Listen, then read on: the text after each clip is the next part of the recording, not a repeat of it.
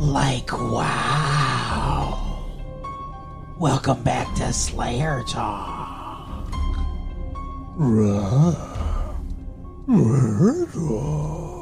And now your hosts, Mark and Kim. Well, hello everyone. Welcome back to Slayer Talk.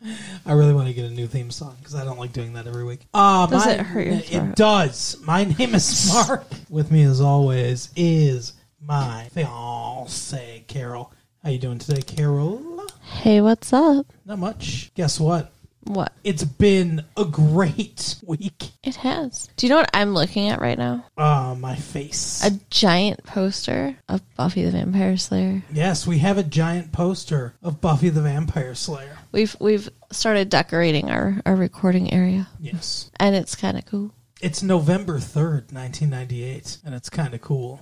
It's today. And we're watching an episode called Homecoming. Yep, so I think they should just stay the fuck away from dances because they don't seem to be good for Cordelia or Buffy. No, they're not. I mean, that dress is good for Cordelia, but they're. I liked that green dress a lot. Yeah, she looked very pretty. They both looked pretty. Yeah, Sarah Michelle Gellar looked good too, but I think Charisma Carpenter. I generally think that not that their entire worth is their looks or whatever, but obviously, I genuinely or generally. Generally think that Sarah Michelle Gellar is more attractive by a slight margin than Charisma Carpenter. But I thought Charisma Carpenter looked better in this episode. I think Charisma Carpenter is the most attractive of the three women.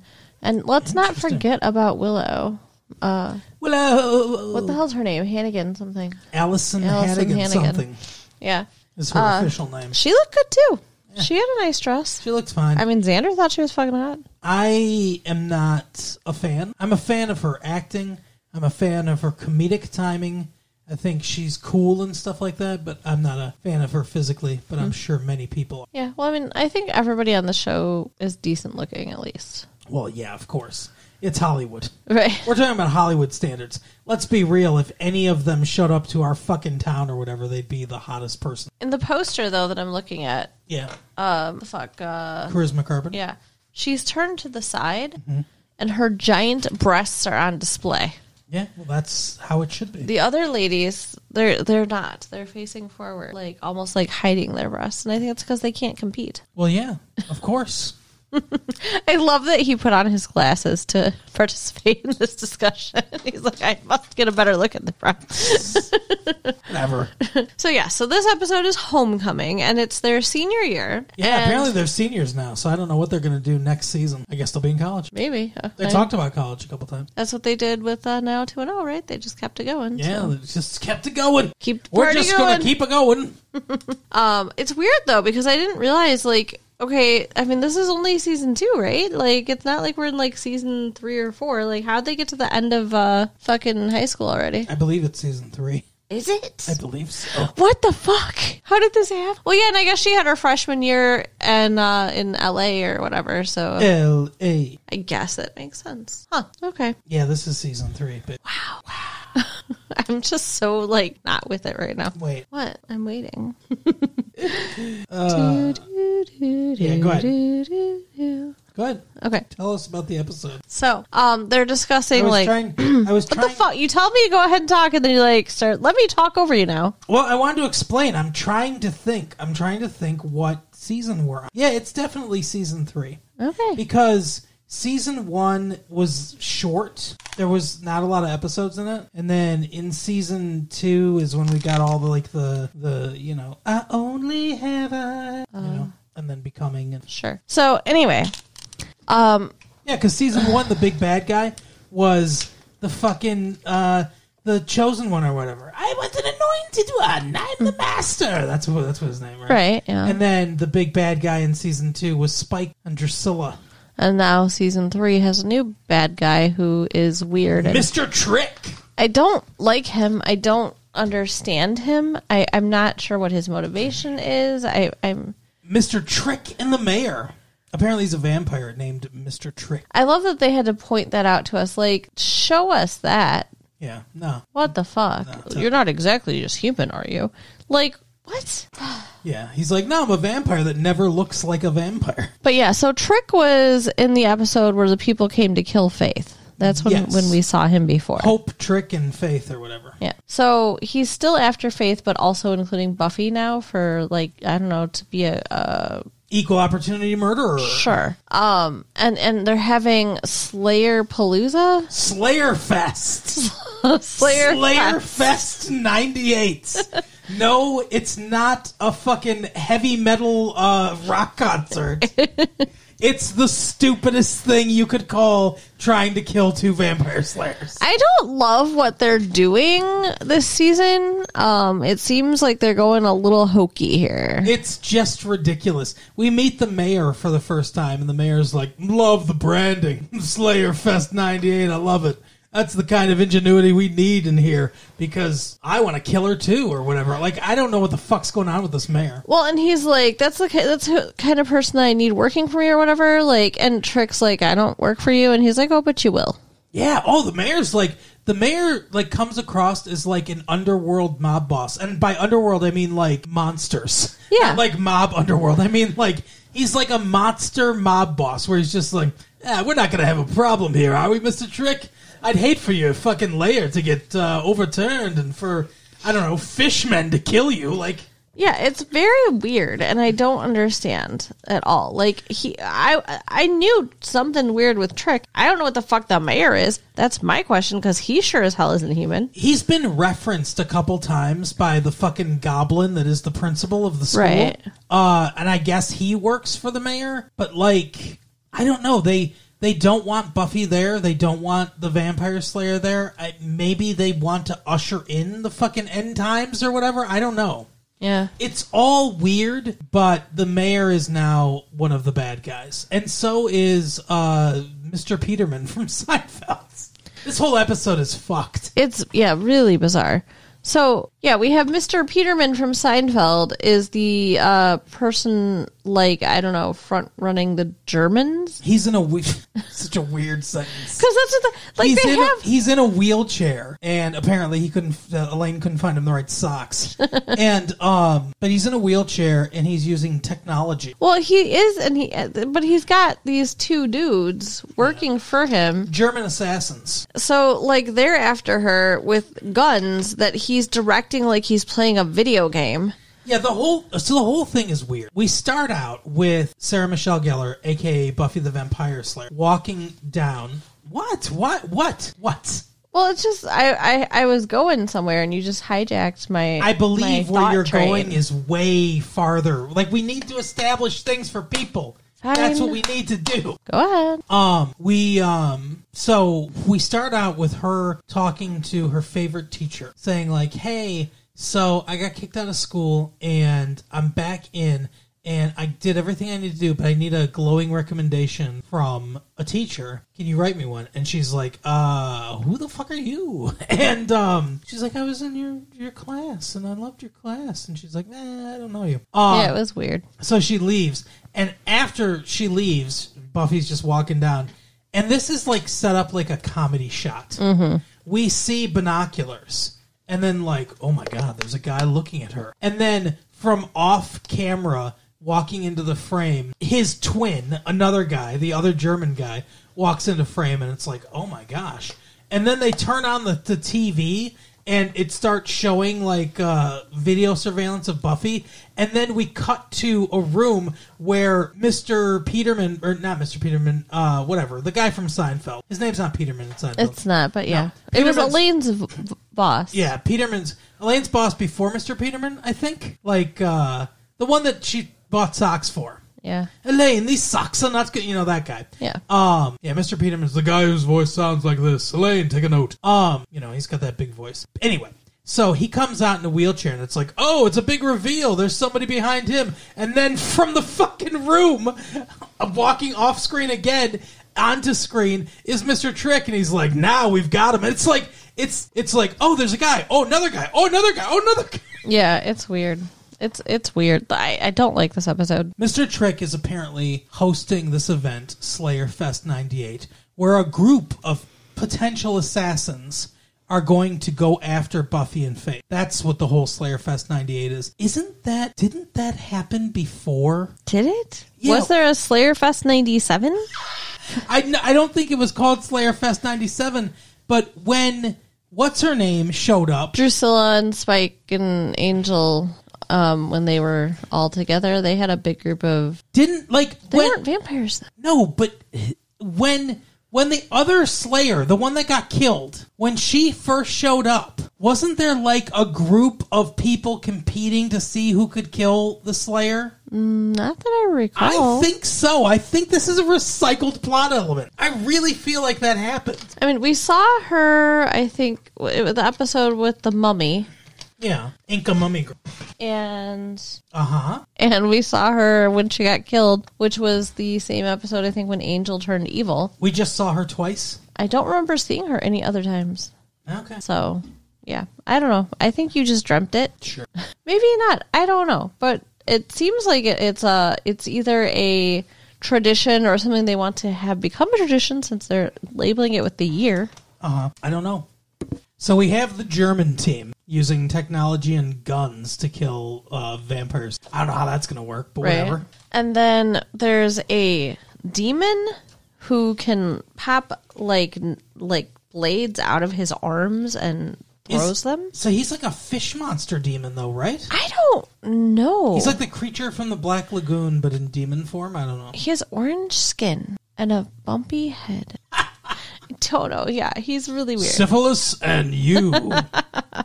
And then we have a couple of vampires, like they just got married from Texas. We're good old-fashioned Texas vampires. I feel like we know these people. Like, weren't they in an episode where we saw them in like a back room of a mall, like these Texas? Maybe, yeah. They do mention in the episode that like, oh, you want to get revenge for what she did to your brother? Yeah. So, yeah, I think that's what it was. Yeah, yes! Huh, hey, yeah. I remember something! I'm very excited. Because, yeah, she killed one of them, and now the other one's back with his wife. So, who else is it? Is it just those three? I feel like there's another one. Germans... no, there's like a Daniel Boone type, like, fucking tracker dude. Oh, wasn't he tracking Oz? Like, wasn't he the werewolf tracker guy? I think different guy. Okay. Well, I don't remember this one then. No, I don't know that he's from another episode. Okay. I mean, Fish Guys, I don't think. Right, yeah, we would remember him. So, yeah, so there's 4 teams. Yes. Now 4 teams for Slayer Fest 98. And it's interesting to me that the mayor is talking about the branding. Yeah. Where is this happening? Is this part of the, I don't know, do they have some kind of underground channel that they can get people to come do this? Yeah, it's weird because at one point, what's her name? Buffy and what's the other one's name? Cordelia. Buffy and Cordelia are in a limo and they get ushered into the woods. Like most dangerous game style. Mm-hmm. Like, oh, we're gonna hunt you now. Like, why even give them a chance? Why not just fucking like if you want to kill a couple? I guess, but it's weird.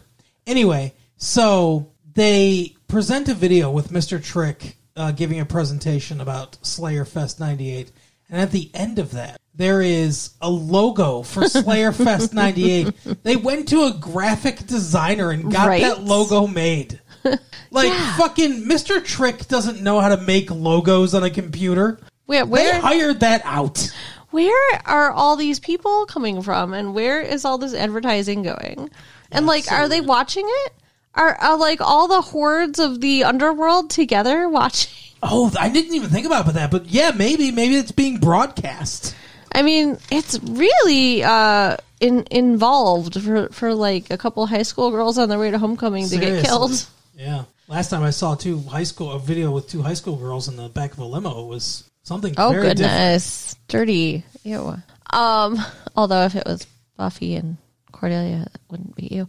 Anyway, for some reason now, Cordelia is running from Homecoming Queen. And this is another weird thing that doesn't make 100% of sense in this episode. Uh-huh. She was supposed to tell Buffy to go get her senior picture taken? I guess. I don't know. I don't understand why Buffy can't just know when it's time for her to get a picture taken. Right? And, it shouldn't be a surprise when you get your senior picture taken. That's a big deal. You're prepared for that. Yeah, what the fuck? I don't... And usually people hire that out. Yeah. Yeah, I had to go to like a different place, Yeah, like a studio. exactly. You pay for it yourself. Yeah. It's weird. So, but somehow that's Cordelia's fault. And like, I don't even think Cordelia did it on purpose. She is campaigning to be homecoming queen, and she got distracted when she was going to go tell Buffy. So Buffy's not going to be in the yearbook because she didn't get her picture taken. And Buffy was busy trying to get that essay. Like, that's ridiculous. Like, you don't... There's a makeup day for photos. I was going to say, and there's no makeup? Like, I don't understand. What if someone's sick that day? Right. Oh, whatever. It's the most contrived fucking conflict I've ever seen in my entire life. But yeah, Buffy's then like, well, fuck you, Cordelia. I'm going to be homecoming queen. I'm going to beat you. Prior to this, Buffy was like lamenting how she's nothing anymore. She used to be popular. She would have been homecoming queen in her old school. So it's not totally out of nowhere that this is the route she decides to go. No, she's sad that the teacher didn't remember her. She's not going to be in the yearbook. She's a fucking nobody at the school, and she hates it. Yeah. She's like, Cordelia, you've awakened the homecoming queen within. Mm-hmm. Exactly. So, yeah, so she's campaigning against Cordelia. It's so dumb. By making cupcakes and stuff. Yeah. And, like, so they're both just hardcore, like, trying to bribe people. Cordelia's paying students money. Yeah, that's fucked up. Like, yeah, it's a high school dance. I think it's funny, too, how they juxtapose the montage of Cordelia and Buffy fighting over votes and everything by making cupcakes, making goodie bags and stuff like that, with, on the other side, the assassins getting ready, like, training and stuff to murder them. Although... They're training to murder Buffy and Faith. Yeah, because Faith and Buffy are training. That would also be a video. That would. Isn't Faith, like, supposed to be Buffy's date, I guess? Because... Clay. Yeah. No, yeah, like, so, because her boyfriend breaks up with her. Yeah, that's another thing that happens, like, at the same time. Her stupid... What was his name? Scott? Yeah. I didn't like him to begin with. I agree. I don't like. But she's waiting for him to ask her to the homecoming dance. Cordelia just calls him out and like, oh, haven't you asked Buffy yet? And he's like, oh yeah. I mean, if that's something you really want to do, I figured that you would think it was dumb or whatever. Oh yeah, well, I'm in if you're in. You know, it's weird. And then the next day he breaks up with her. Like, it's the kind of way that you'd expect a high school boy to be like, oh shit, I can't afford to buy tickets. I'm just gonna break up with you. Right. But he says, he's like, when we first got together, you were like so full of life and like whatever, and now you just seem so distracted. And she's distracted because she's campaigning to be homecoming queen. Well, no.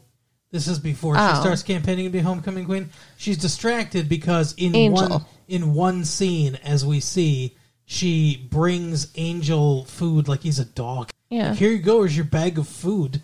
Yeah, well, his bottle of blood, basically. Yeah. Where did she get that? That's what I want to know. Blood bank, I guess? I don't know. It wasn't in a bag. No, it was in a mason jar. It was like, I thought it was like a takeout cup.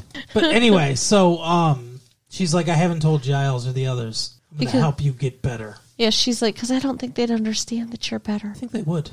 Yeah, like, where does she get that from? They're like the most understanding people. And she literally told them last episode or the episode before that Angel came back and he was good again, but she was too late. She had to kill him anyway. And they believed it. So, but whatever. So, yeah. So, I mean, that's literally all the interaction she has with Angel. And like, it's obvious, like, they can't be together, even if he gets 100% back to his normal self. Because every time they have sex, she fucks the soul out of him, so. I mean, maybe they could take some kind of precaution, like he could wear a condom and then it wouldn't be a perfect moment. Right? Or maybe... It wouldn't be true happiness. Something would be in the way. Maybe she could hurt him, but then maybe he'd start to like that. I don't know. Who knows? There's a whole cottage industry of fan fiction that could be written about. Right. But for right now, at least, we know they can't be together. So it makes sense, I guess, that she's still trying to be with Scott. But like, to me, I'd be like, just break up with him because you're obviously not going to be interested in him, really. Right. And they do break up. Yeah, except he breaks up with her. So, yeah, so she's broken up with. She's not in the yearbook. Her real love is, I don't know, all fucked up in a mausoleum somewhere.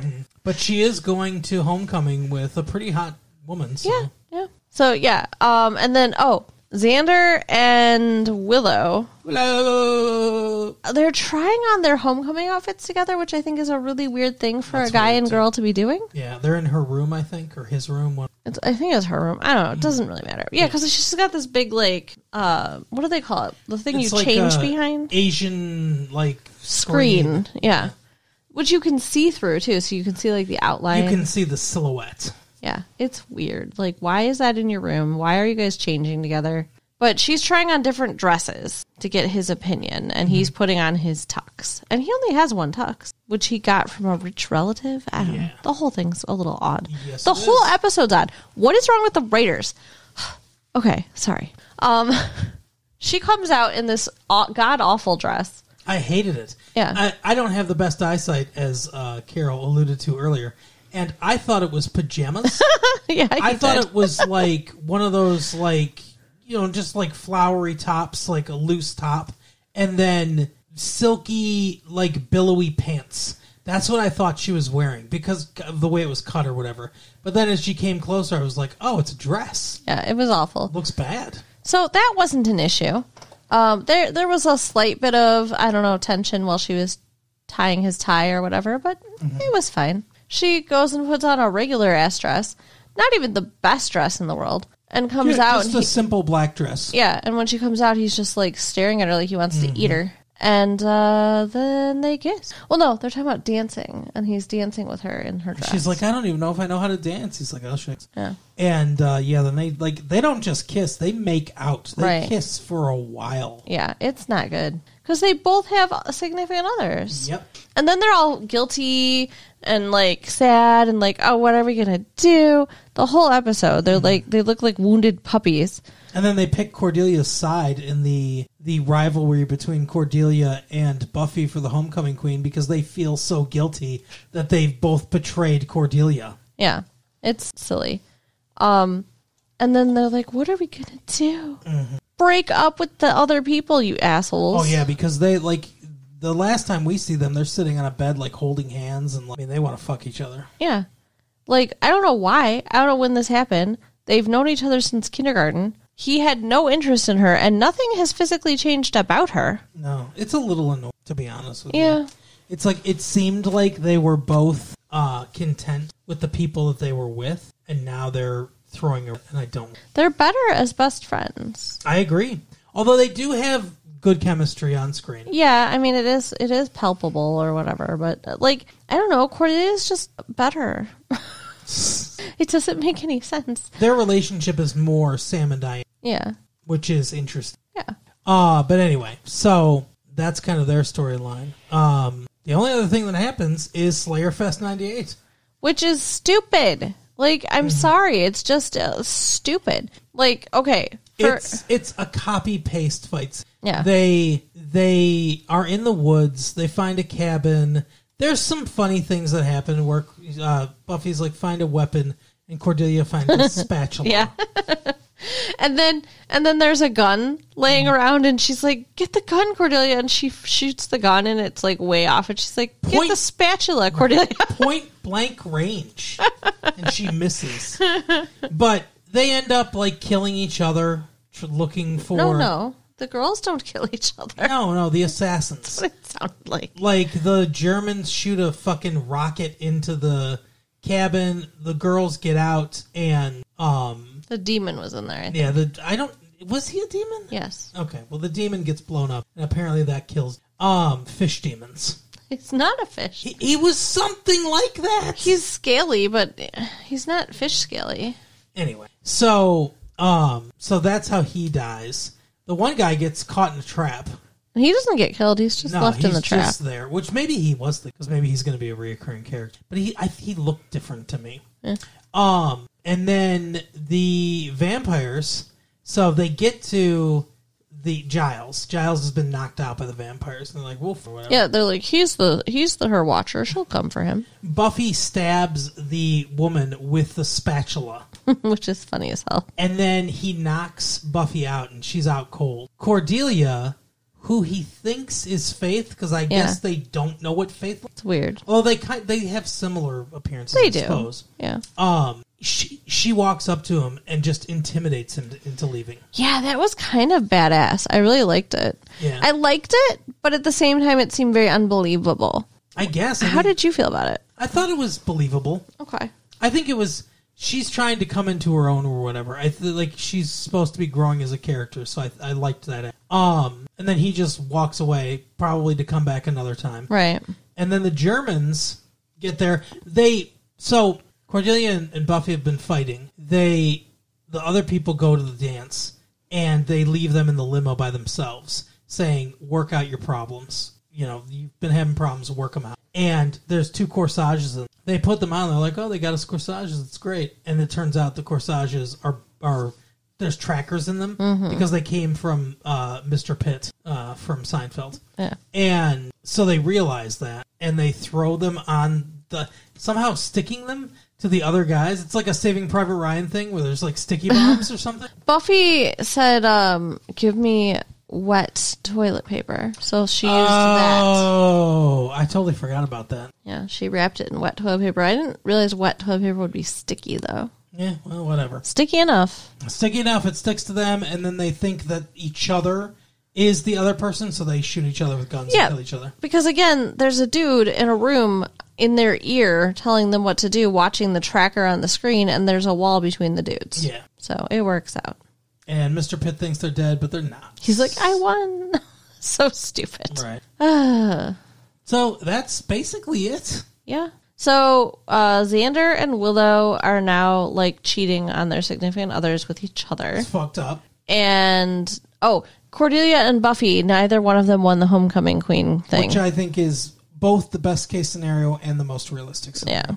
Because, like you said, they split the vote. Yeah, they took votes away from each other because they would be going after the same group of... And Cordelia would have won otherwise. Oh, I'm sure, yeah. So Buffy really, succeeded in hurting her, which is shitty. Yeah. Cordelia was born for this. Like, that's like her whole thing. She's like prom queen material. But hopefully they become better for it. It seems like they did. That is the episode, Carol. It is. So you can write us at latefee1994@AOL.com. Check out our website at www.retrolatefee.com and share the tapes with your friends. All right, we'll see you next time. Bye. Bye.